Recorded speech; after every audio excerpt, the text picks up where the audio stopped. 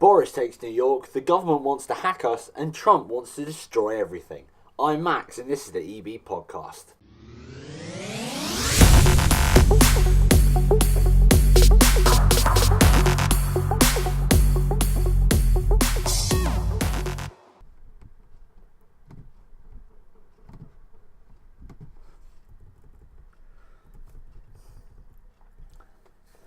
So, to start off, Boris Johnson was in New York over the last couple of days. He was at the UN Council meeting in the centre of town. He arrived on Monday with his entourage. He looked relaxed. He was giving out handshakes and high fives. He had the collar was popped. He was looking confident. It's not surprising to see him put on a happy front. It comes after his article was discussed over the weekend, the big fallout from that, and the ensuing panic and arguments over the Conservative Party, which is just what we need at the moment.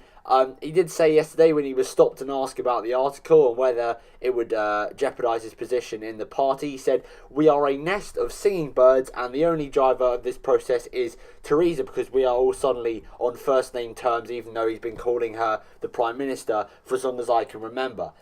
For some reason, even though a lot of the sort of infighting and the speculation that he might be fired from the party or he might resign if Theresa May doesn't bring about his ideal Brexit, it is rather disappointing to see that politicians at the moment, especially those in power of my party, seem to be more concerned with political game playing rather than solving the matter at hand, which is, of course, Brexit. But anyway, keeping on the topic of New York and the UN, Trump made a speech yesterday. He made a big speech in front of all the world leaders. I'm not sure if Theresa May was there. And he, as many leaders I think should in the Western world, as I said on an earlier podcast, spoke in a way a superpower should be speaking to a weaker, threatening country. He said that the US would completely destroy North Korea if it had to defend itself or its allies. He also called Kim Jong-un Rocket Man, which I thought was brilliant. He also brought up the importance of patriotism and protecting our own interests and citizens first. So he was talking about America, of course, but he was saying all Western leaders should focus on protecting their own interests and citizens first, which I thought was great. It's good to hear from him. And not a lot of good stuff does come from his administration. The Prime Minister also, while she was there, she was dealing with Brexit and all the things that came with it in the Conservative Party and all the infighting, as I said earlier. But she also obviously took it as an opportunity to seek new trade deals after Brexit, which is what I hoped would happen.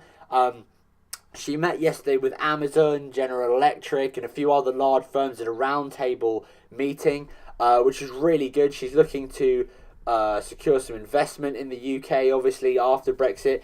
And it's good to see that she is, whilst working on the mess that Brexit has become, working on our life outside the EU, because it is where we will be from 2019 onwards. And it's good that she's making sure we have some good deals in place internationally, hopefully a few free trade ones as well. So keeping more with the government was yesterday and is today demanding that WhatsApp, which is based in America, of course it's owned by Facebook, finds a way to uncode messages on the app. This isn't so that they can see left-wing people's messages, it's so that they can help fight terrorism and serious crime.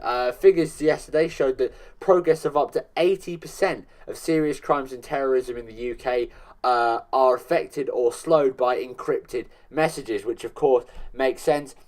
It might not have caused a huge fuss in this country if the company was based in this country. However, in the US, where the company, I keep getting those two words confused, is based, Facebook and WhatsApp are based.